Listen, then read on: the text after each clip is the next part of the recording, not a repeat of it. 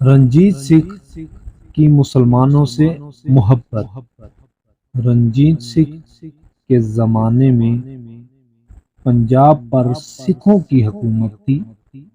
رنجیت سنگھ جنگجو طبیعت کا مالک تھا، ایک آنکھ سے دیکھنے والا بہادر شخص تھا۔ یہ واقعہ رنجیت سنگھ کے زمانے کا ہے۔ سکھ اکٹھے ہو کر رنجیت سنگھ کے دربار میں حاضر ہوئے اور عرض کی کہ مسلمان جو صبح کو آذان دیتے ہیں اس سے ہمارے برتن ناپاک ہوتے ہیں، مسلمانوں کو ایسا کرنے سے روکا جائے۔ رنجیت سنگھ نے ایک انوکھا تاریخی حکم دیا کہ مسلمانوں کو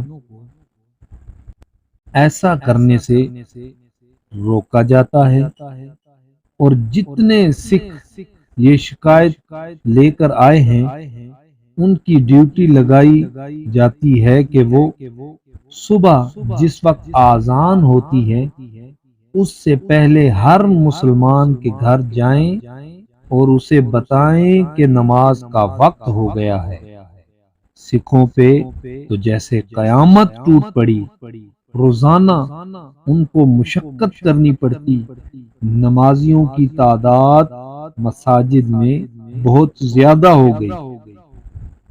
کچھ دنوں بعد ان سکھوں نے ہاتھ جوڑ لیے، رنجیت سنگھ سے کہا کہ آپ اپنا حکم واپس لیں، مسلمانوں کو آذان دینے دیں،